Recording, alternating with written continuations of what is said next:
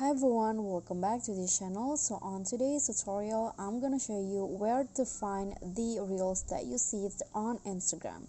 So here I have already opened my Instagram and I'm going to just go to reels and save a reels.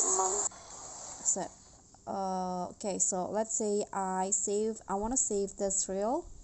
Click on save, and then if you don't know where to find the reels that you save, you just need to go to your profile. Click on your profile, click on the three horizontal lines at the top right corner, and then here you'll find saved.